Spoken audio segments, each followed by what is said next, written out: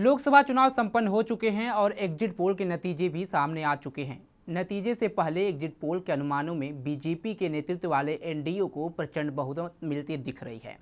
5 राज्यों में तो बीजेपी चौंकाने वाला प्रदर्शन करते देखी जा रही है। पश्चिम बंगाल, उड़ीसा, आंध्र प्रदेश, तेलंगाना और महाराष्ट्र ये वो राज्य हैं जहां पर अनुमानों में बीजेपी को बम्पर बहुमत मिलने की उम्मीद है। इन राज्यों में अब तक क्षेत्रीय दल हावी देखे जाते थे, लेकिन इस बार 5 राज्यों में पलटी मार नतीजे आने की संभावना है। अगर ये अनुमान सही साबित होते हैं तो इंडिया ब्लॉक की उम्मीदों पर पानी फिर जाएगा और बड़ी हार का सामना करना होगा। नमस्कार, आप देख रहे हैं punjabkesari.com। मैं सत्येंद्र शर्मा। देश में 543 लोकसभा सीटें हैं। तमाम एग्जिट पोल के मुताबिक इस बार एनडीए को 350 से 400 तक सीटें मिल सकती हैं, जबकि इंडिया ब्लॉक को 131 से 166 सीटें मिलने की उम्मीद है। अन्य को 8 से 20 सीटें मिल सकती हैं। राज्यों की बात करें तो इस बार पश्चिम बंगाल, ओडिशा, आंध्र प्रदेश, तेलंगाना, महाराष्ट्र में बड़ा उलटफेर देखने को मिल सकता है। बात करते हैं सबसे पहले आंध्र प्रदेश की। आंध्र प्रदेश में कुल 25 लोकसभा की सीटें हैं। एग्जिट पोल के नतीजों के मुताबिक यहाँ चंद्रबाबू नायडू की पार्टी टीडीपी, बीजेपी और जनसेना पार्टी गठबंधन में बड़ा उलटफेर किया है। इस बार बीजेपी को बम्पर फायदा पहुंचा है और सत्तारूढ़ वाईएसआरसीपी को बड़ा नुकसान हुआ है। आंध्र प्रदेश में एनडीए को 21 से 23 सीटें मिल सकती हैं। सत्तारूढ़ वाईएसआरसीपी को 2 से 4 सीटें मिल सकती हैं, जबकि इंडिया ब्लॉक का खाता खुलते भी कहीं नहीं दिख रहा है। एग्जिट पोल में एनडीए को 53% और इंडिया ब्लॉक को 4% वोट शेयर मिल सकता है। बात करते हैं वाईएसआरसीपी की तो 41% वोट शेयर मिलता दिख रहा है। आंध्र प्रदेश में बीजेपी को 4 से 6 सीटें और टीडीपी को 13 से 15 सीटें मिल सकती है। एनडीए के 6% वोटों में उछाल आया है।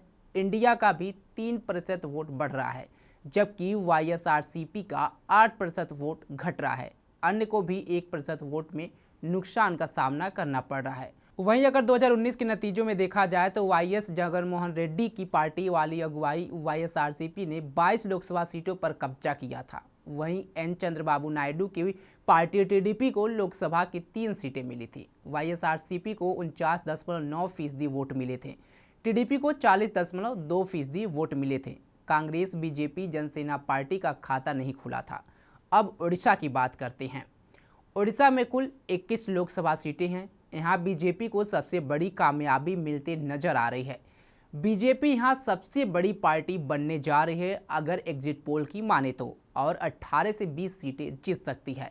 सत्तारूढ़ बीजेडी को बहुत बड़ा झटका लग रहा है और 0 से 2 सीटें मिलने की उम्मीद है। इंडिया ब्लॉक की 0 से 1 सीट आ सकती है। अन्य का खाता तक खुलने का कोई चांस नजर नहीं आ रहा है। बीजेपी को उड़ीसा में कुल 11 सीटों की बढ़त मिलने जा रही है, जबकि बीजेडी को 11 सीटों का सीधे सीधे नुकसान देखने को मिल रहा है। बीजेपी के वोट शेयर में 13% उछाल यहाँ पे एग्जिट पोल में साफ साफ दिख रहा है। एनडीए को उड़ीसा में 51% वोट मिल सकता है। कुल 13% वोट शेयर में उछाल देखने को मिल रहा है। इंडिया ब्लॉक को 13% वोट मिल सकता है, लेकिन एक भी सीट यहाँ पे इंडिया ब्लॉक को मिलती नहीं दिख रही है। इंडिया ब्लॉक को 2% वोट शेयर का नुकसान हो रहा है। बीजेपी को 33% वोट शेयर मिल सकता है। इस बार बीजेडी को 10% वोट शेयर का नुकसान यहाँ पे झेलना पड़ेगा। अन्य को 3% वोट मिल सकता है। वहीं अगर 2019 के लोकसभा चुनावों में बात करें तो यहाँ पे बीजेडी सबसे बड़ी पार्टी बनकर उभरी थी। बीजेडी ने उड़ीसा में 12 सीटें जीती थी, जबकि बीजेपी ने 8 सीट हासिल की थी। वहीं कांग्रेस सिर्फ 1 सीट जीतने में सफल रही थी। 2014 के चुनाव में बीजेडी ने 20 सीटें जीती थी और बीजेपी को सिर्फ 1 सीट मिली थी।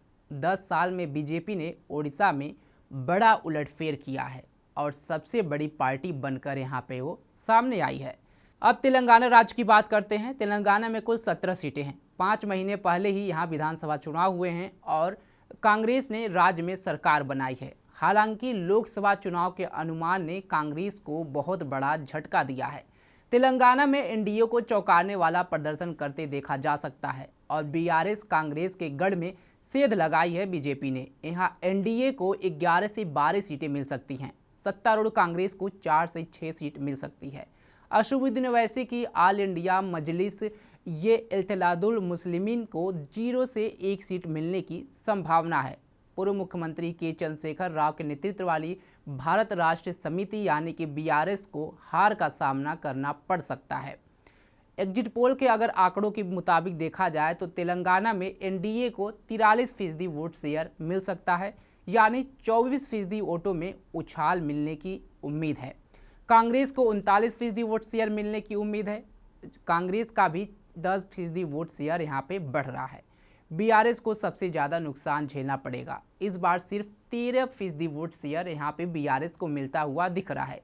बीआरएस का 28% वोट शेयर सीधे तौर पर इस चुनाव में कम होता दिख रहा है। वहीं असदुद्दीन ओवैसी की बात करें तो 2% और अन्य दलों को 3% वोट मिलने की उम्मीद है। एआईएमआईएम को 1% और अन्य को 5% वोट शेयर का नुकसान होने की संभावना है। तेलंगाना में 2019 में जो थे आंकड़े उस पर बात करते हैं तो 2019 के चुनाव में केसीआर की पार्टी जो मौजूदा समय में बीआरएस के नाम से जानी जाती है सबसे ज़्यादा 9 सीटें जीती थी और 41.7% वोट शेयर थे। उसके बाद बीजेपी को 4 सीटें और 19.7% वोट मिले थे। कांग्रेस ने 29.8% वोट और 3 सीटें जीती थी। हैदराबाद सीट से ऑल इंडिया मजलिस ए इत्तेहादुल मुस्लिमीन यानी कि एआईएमआईएम के चीफ असदुद्दीन ओवैसी ने 5 लाख वोटों के साथ जीत हासिल की थी। अब बात करते हैं महाराष्ट्र की। महाराष्ट्र में कुल 48 सीटें हैं। यहाँ एनडीए को 28 से 32 सीटें और 46% वोट शेयर मिल सकता है। इंडिया ब्लॉक को 16 से 20 सीटें और 43% वोट शेयर मिलने की उम्मीद है, जबकि अन्य को 0 से 2 सीटें मिल सकती है। हालांकि बड़ी जीत के बावजूद पिछली बार की तुलना में भाजपा को एनडीए दोनों को राज्य में नुकसान भी देखने को मिल रहा है। पिछली बार बीजेपी को 23 सीटें मिली थी, इस बार 22 ही मिल रही हैं। पिछली बार एनडीए की सीटें 41 मिली थी, इस बार 32 तक ही आ रही है। महाराष्ट्र में बीजेपी को 20-22 सीटें, शिवसेना शिंदे गुट को 8 से 10 सीटें, एनसीपी अजीत गुट को 1 से 2 सीटें मिल सकती है, जबकि एनसीपी शरद पवार गुट को 3 से 5 सीट, शिवसेना उद्धव गुट को 9 से 11 सीट, जबकि कांग्रेस को 3 से 4 सीटें मिल सकती हैं। एग्जिट पोल के मुताबिक महाराष्ट्र में एनडीए को 46%, इंडिया ब्लॉक को 43% और अन्य के खाते में 11% वोट शेयर जाता हुआ यहाँ पे दिख रहा है। बीजेपी को 19%, शिवसेना शिंदे गुट को 13%, एनसीपी अजीत गुट को 4%, कांग्रेस 14%, एनसीपी शरद गुट को 9%, शिवसेना उद्धव गुट को 20% और अन्य को 11% वोट शेयर मिलते हुए एग्जिट पोल के मुताबिक यहाँ पे दिख रहा है।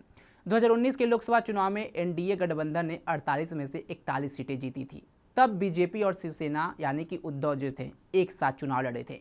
बीजेपी ने 27.8% वोट के साथ 23 सीटें, शिवसेना ने 23.5% वोटों के साथ 18 सीटें जीती थी। एनसीपी को 4 सीटें, एआईएमआईएम और कांग्रेस को एक सीट पर जीत मिली थी। हालांकि अब शिवसेना 2 धड़ों में बट गई है। उद्धव ठाकरे गुट इंडिया ब्लॉक का हिस्सा है, शिंदे गुट एनडीए ग्रुप यानी कि मोदी के तरफ है। 2019 में एआईएमआईएम और वीबीए ने गठबंधन में चुनाव लड़ा था और उनके खाते में सिर्फ 1 सीट आई थी, जबकि 1 सीट निर्दलीय के खाते में चली गई थी। अब बात करते हैं सबसे बड़े चौंकाने वाले राज्य बंगाल की। पश्चिम बंगाल में सबसे बड़ा उलटफेर देखने को मिल रहा है। यहाँ पर 42 सीटें हैं। बीजेपी को 26 से 31 सीट मिल सकती है। सत्तारूढ़ टीएमसी को 11 से 14 सीटें मिलने की उम्मीद है। कांग्रेस और लेफ्ट को 0 से 2 सीटें मिल सकती हैं। अन्य का खाता खुलते हुए तो कहीं नहीं दिख रहा है। एग्जिट पोल में राज्य में बीजेपी को 46%, टीएमसी को 40% और कांग्रेस लेफ्ट को 12% वोट मिलने का अनुमान जताया जा रहा है। 2019 के चुनाव में 18 सीटों पर बीजेपी के उम्मीदवारों को जीत मिली थी। बीजेपी का वोट शेयर 40.3% रहा था। टीएमसी 43.7% वोट शेयर के साथ 22 सीटें जीतने में सफल रही थी। कांग्रेस 2 सीटें ही जीत सकी थी और पार्टी का वोट शेयर 5.7% रहा था। इस बार चुनाव में न सिर्फ बीजेपी की सीटों में जबरदस्त उछाल देखने को मिल रहा है, बल्कि वोट शेयर भी अच्छा खासा बढ़ा हुआ है। टीएमसी को 3% और अन्य को भी 3% वोट शेयर का नुकसान यहाँ पे सीधे सीधे होते दिख रहा है। बीजेपी के 6% वोट शेयर में एक बड़ा उछाल आया है। एक बात साफ है कि अगर बीजेपी को 46% के आसपास वोट शेयर मिल रहा है और उसकी सीट इतनी ज़्यादा बढ़ रही है, तो तृणमूल कांग्रेस के गढ़ दक्षिण बंगाल में बीजेपी ने बड़ी सेंध लगा दी है, क्योंकि दक्षिण बंगाल में सेंध लगाए बगैर बीजेपी को इतनी बड़ी जीत तो पश्चिम बंगाल में मिलना असंभव है। इसके अलावा 1 जून को जिन 9 सीटों पर वोटिंग हुई है वो सभी 2019 में तृणमूल कांग्रेस ने बड़े अंतर से जीती थी, लेकिन इस बार इन 9 सीटों में बीजेपी ने बड़ी सेंधमारी कर दी है। अब 4 जून को परिणाम आएंगे तो पता चल जाएगा कि किस राज्य में बीजेपी कितना असर डाल सकती है। लेकिन ये तो अभी एग्जिट पोल है। 4 तारीख वो दिन है जब चुनाव परिणाम आ जाएंगे, तभी क्लियर हो पाएगा कि किसको कितनी सीट मिली है। ऐसे में तमाम खबरों के लिए जुड़े रहे हमारे साथ और देखते रहें पंजाब केसरी.com। धन्यवाद।